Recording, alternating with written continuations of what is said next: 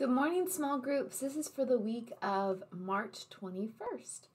So this week we are looking at the arrest, trial, and crucifixion of Jesus. Now we usually don't look at it this early. Next week is Palm Sunday when we celebrate the triumphal entry of Jesus into Jerusalem. And then we have the last week of Jesus' life. And usually we like to skip over this part because it's not really fun to think about. However, it is important. And so this week we are looking at it even before we look at the triumphal entry. Again, we know that last week is busy, and so this is a time for us to reflect on it a little bit longer. So this week I really want to encourage you to read John chapters 18 and 19. Just to kind of, again, familiarize yourself with what's going on in John's gospel. So we see that just before this, Jesus is in the garden. He's praying with his disciples and for his disciples. And then in chapter 18 begins the arrest of Jesus. Now we also have Peter who denies Jesus 3 times.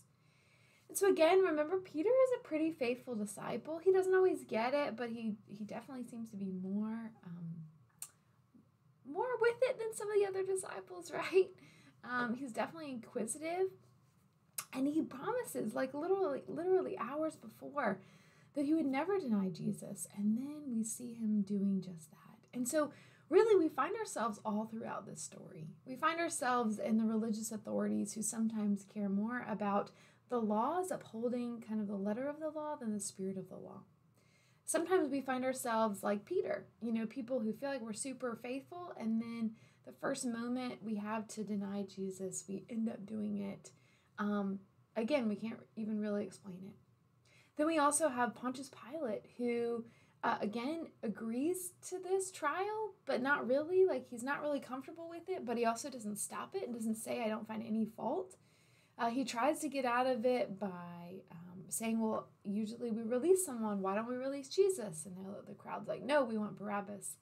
Then he tries to say, well, I'm washing my hands of this. Well, he still did it. So he's still complacent in it, and he still allows it to go forward. So are we ever like that? Like we kind of voice our concern, but we still allow it to happen and don't put up barriers. Again, this is a person in power, could have put up barriers, but he chooses not to.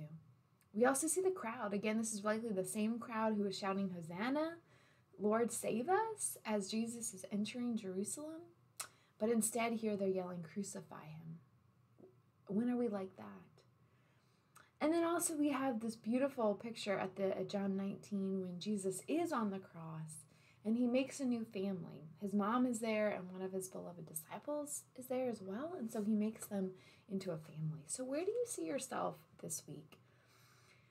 How would you have reacted? Of course, we all would like to believe that we would have been like this beloved disciple, right? And just there.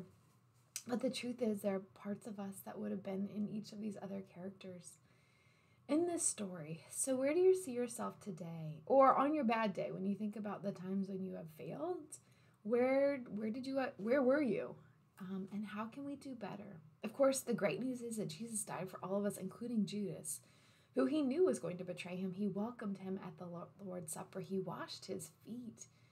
He was willing to, I really believe, welcome him into God's kingdom. It was Judas who chose not to accept it. So how do we accept it? How do we open ourselves up to this every single day? All right, friends, I hope you have a wonderful week, a wonderful few weeks as we prepare for Easter and we get ready for resurrection, which is on its way. All right, friends, have a wonderful week.